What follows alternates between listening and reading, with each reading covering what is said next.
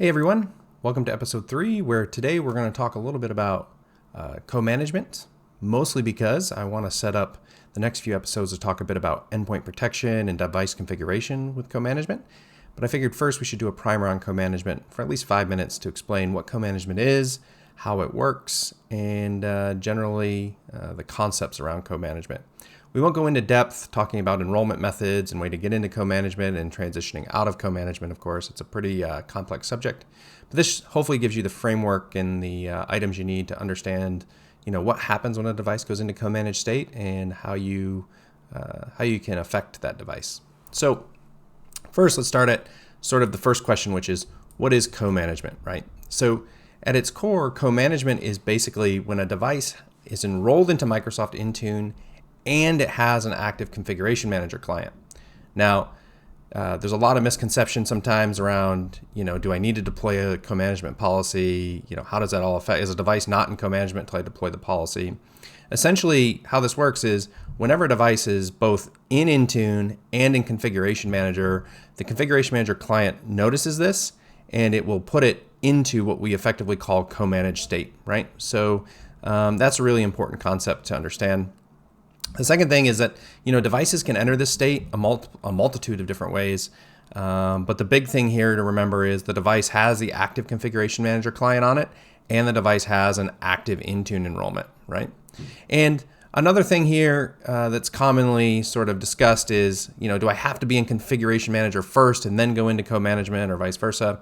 A device, most notably Azure AD Join devices, can start as MDM devices or start as Intune devices.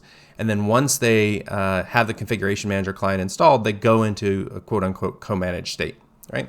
So that's important to understand.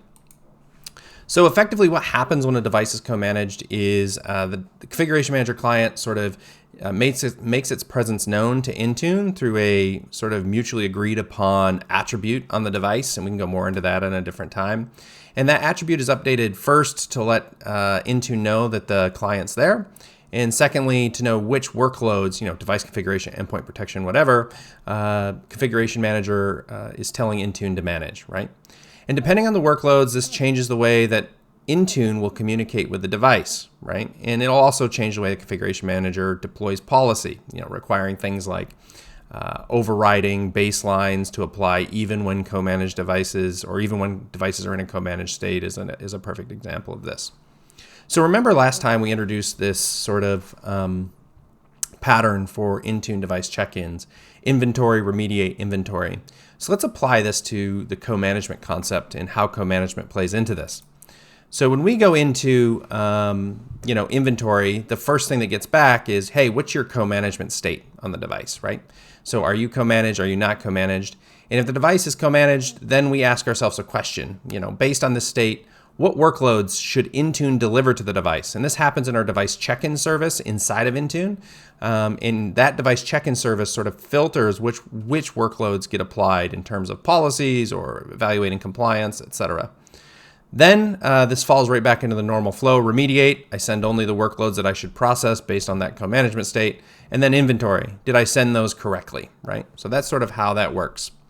The question you might be asking yourself is, how can I tell what the co-management state of a device is, right? So there's two ways to do this. The first way to do this is in the configuration manager client applet on the device itself. It gives you a decimal value for what is a bit mask, right? So the config-man client uses a bitwise operation. If you don't know what those are, go look those up, to determine which workloads should be set on the device, and sets this in decimal form. And then that same value is uploaded to Intune, and Intune does the same bitwise operation to see which values it should deploy to the device, or which workloads should deploy to the device. The easier way to do this is probably to go to the Intune console for the device object, and down near the bottom here, you'll see there's an Intune Manage Workload sections. This is the section populated by our device check-in service effectively, and this shows which workloads Intune thinks it needs to deliver to the device, or effectively the co-management state. So that's a little bit of a primer on how co-management state works. In the next episode, we're going to talk a little bit about how endpoint protection versus device configuration works, how we decide what workloads to deploy. But I'm at the end of my 5 minutes, so short and sweet. Visit us next time to understand a bit more about endpoint protection and device configuration. We'll talk to you later. Bye-bye.